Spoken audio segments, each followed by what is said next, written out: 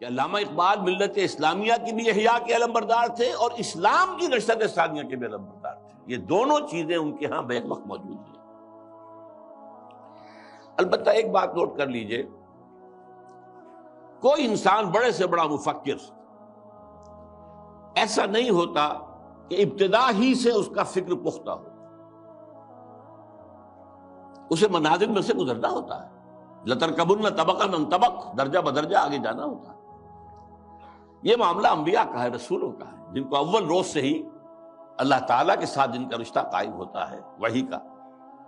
لیکن غیر نبی کوئی بھی بڑے سے بڑا انسان. چنانچہ علامہ اقبال کی زندگی کے بھی 4 ادوار کا میں ذکر کرنا چاہتا ہوں. 1894-95 سے انہوں نے شعر کہنے شروع کیے یہیں شہر لاہور میں. اس سے لے کر 1905 تک یہ 10 سال لگ بھگ بنتے ہیں.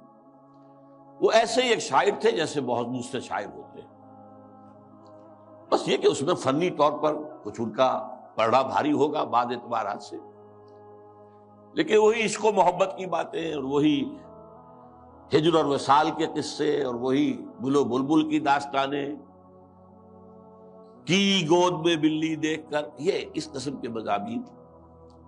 اور اس کے ساتھ اس وقت وہ ایک انڈین نیشنلزم کے بھی علمبردار بن کے سامنے آئے.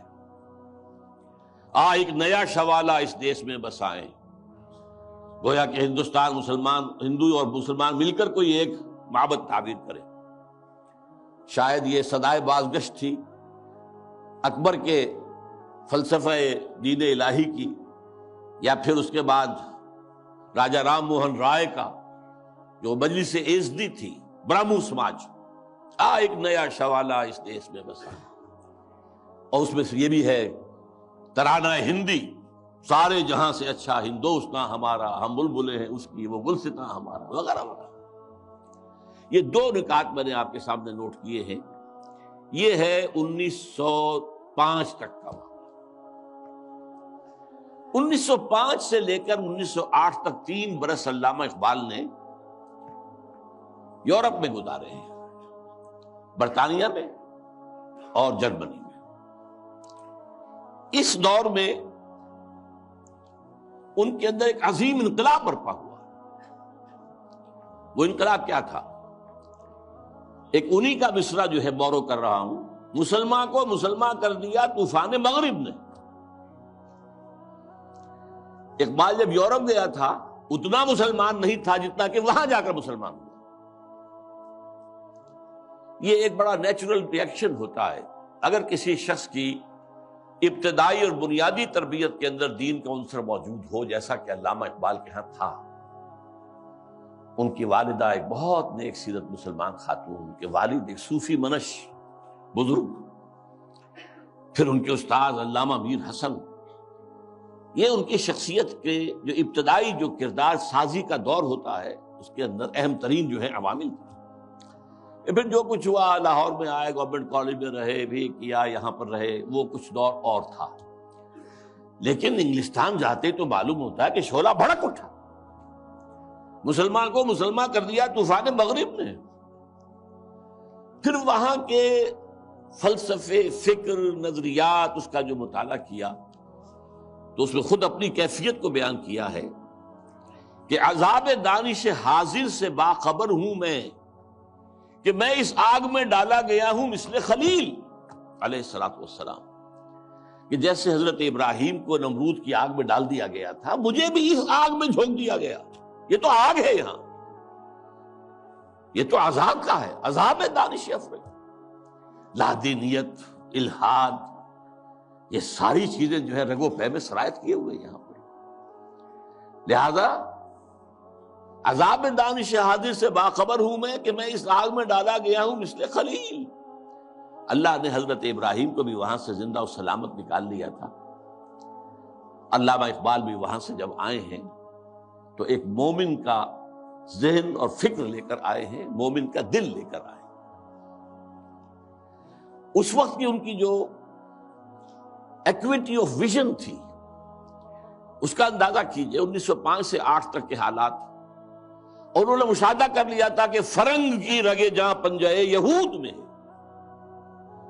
اور بھی بہت لوگ جاتے آتے تھے، انگلستان جاتے تھے، کسی نے دیکھا کہ دیکھنے والوں ہی کو دکھائی دیتا ہے، صاحب بصیرت لوگوں ہی کو.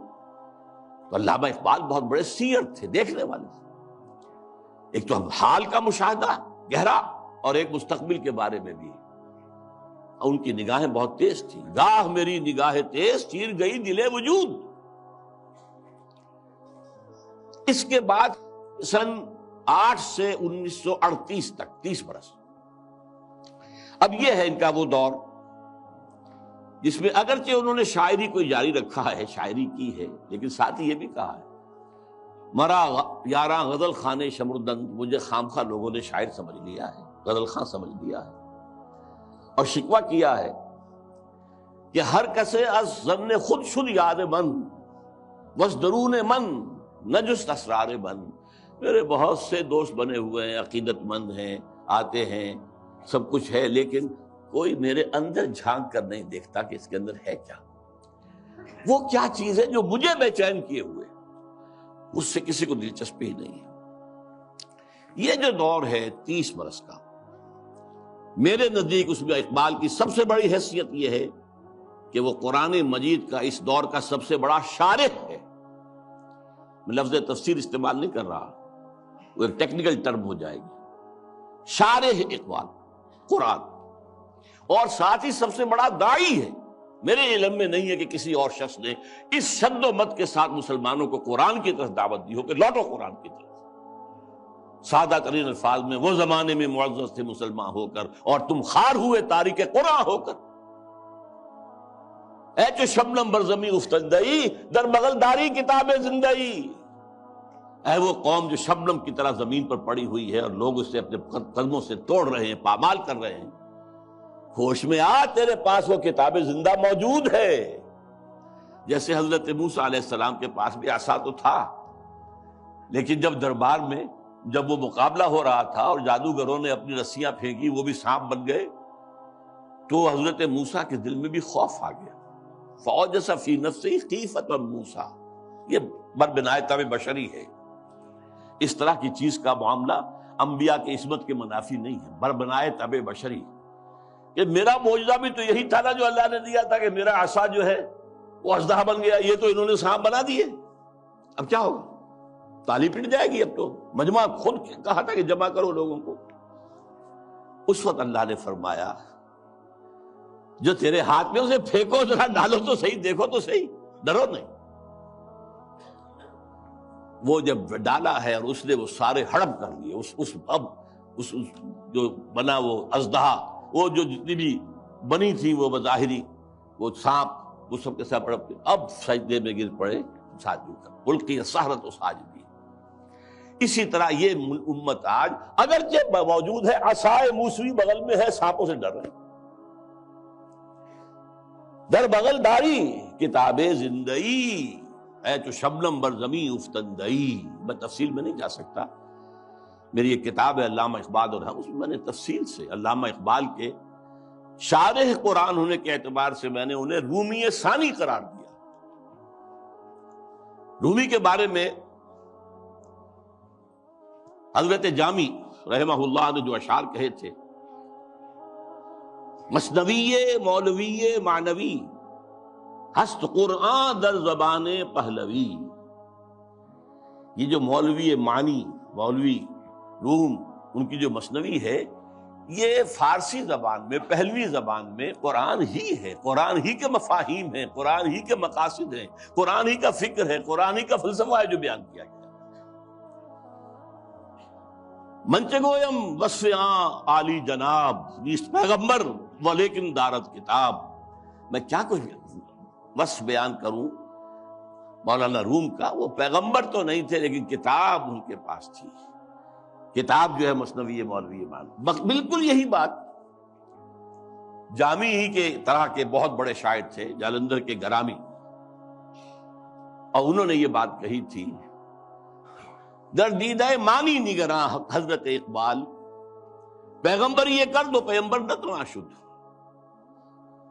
جو لوگ معنی پر نگاہ رکھتے ہیں، جو لوگ صرف الفاظ کو نہیں دیکھتے، گہرائی میں جاتے ہیں، ان کے نزدیک تو حضرت اقبال کا معاملہ یہ ہے انہوں نے پیغمبری کی ہے، اگرچہ انہیں پیغمبر نہیں کہہ سکتے، معاذ اللہ ثم معاذ اللہ ثم معاذ اللہ۔ بہرحال یہ میرے نزدیک 1908 کے بعد سے لے کر ملت کے احیاء کا نعرہ، ملت کے احیاء کی نوید جاں فضا، اسلام کے نشت ثانیہ کے دور کے آغاز کی بشارتیں بھی سنائیں اور اس کے لیے ایک فکری مواد پیدا کیا، مغربی فکر پر تنقید کی، زوردار تنقید کی، ان کی سیاست پر تنقید کی۔ انسانی حاکمیت کہاں سے لے آئے ہو؟ سروری زیبا فقط اس ذات بے ہمتا کو ہے، حکمراں ہے ایک وہی باقی بتان آزری۔ حاکمیت تو صرف اللہ کو ہے، کسی کو یہ حق حاصل نہیں۔ اللہ کی حاکمیت، انسانی حاکمیت چاہے فرد واحد کی ہو، فرعون ہو، نمرود ہو، تو جتنی بڑی نجاست کا ایک بہت بڑا، یوں سمجھئے کہ بہت بڑی گانٹھ جو ہے کسی کے سر پر رکھ دی گئی ہے، ٹنوں، وہ اگر ایک ایک ماشا کر کے سب میں بانٹ دی جائے گی تب بھی تو نجاست ہی رہے گی۔ انسانی حاکمیت کا تصور جو ہے وہ نجاست ہے، وہ کفر ہے، وہ شرک ہے۔ توحید کیا ہے؟ اللہ کی حاکمیت۔ معیشت پر جو ان کا نظام ہے، جس طریقے سے انہوں نے مغربی معیشت کے تار و پود بکھیرے ہیں، جس طریقے سے کہ جو یہ بینکنگ سسٹم پر انہوں نے کہا ہے، ای ملوک ای فکر چالاک یہود، یہ بینک کیا ہیں؟ یہ یہودیوں کے دھوکہ دینے والی فکر کا نتیجہ ہے۔ نور حق السینہ آدم ربود، آدم کے دل سے، آدم کے سینے سے وہ نور حق جو ہے، وہ جو نفخت فیہ من روحی، وہ جو روحانی عنصر ہے انسان کا، جس کا محل قلب ہے، اس کو نکال باہر کیا۔ اور ذرا غور کیجئے، حیرت ہوتی ہے جذبات کی شدت۔ تا کہو بالا نہ گردہ دی نظام، دانش و تہذیب و دین سودائے خام۔ جب تک یہ بینکوں کا نظام تلپٹ نہیں کیا جاتا، جڑ سے اکھاڑ کر نہیں پھینکا جاتا، کہاں کی دانش، کہاں کی تہذیب اور کہاں کا دین؟ اندازہ کیجیے، عرض کیجیے جوہر اندیشہ کی گرمی کہاں، کچھ خیال آیا تھا، وحشت کا کہ صحرا جل اٹھا۔ پھر وطنیت، نیشن سٹیٹ کا تصور، ان تازہ خداؤں میں بڑا سب سے وطن ہے۔ اس دور میں میں اور ہے، جام اور ہے، جم اور، ساقی نے بنا کی روش لطف و ستم اور، مسلم نے بھی تعمیر کیا اپنا حرم اور، تہذیب کے آذر نے ترشوائے صنم اور، نئے نئے بت۔ ان تازہ خداؤں میں بڑا سب سے وطن ہے، جو پیرہن اس کا ہے وہ مذہب کا کفن ہے۔ نظارہ دیری نہ زمانے کو دکھا دے، اے مصطفی خاک میں اس بت کو ملا دے۔ اسلام تیرا دیس ہے، تو مصطفی ہے، بازو تیرا توحید کی قوت سے قوی ہے۔ اب یہ تصورات سے اندازہ کیجیے، یہ کوئی شاعری کے مضامین ہے؟ یہ وصل و ہجر کی باتیں ہو رہی ہے؟ کیا ہو رہا ہے؟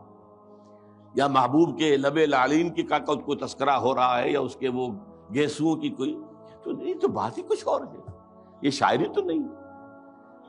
نغمہ کجا و من کجا، ساز سخن بہانہ ایست،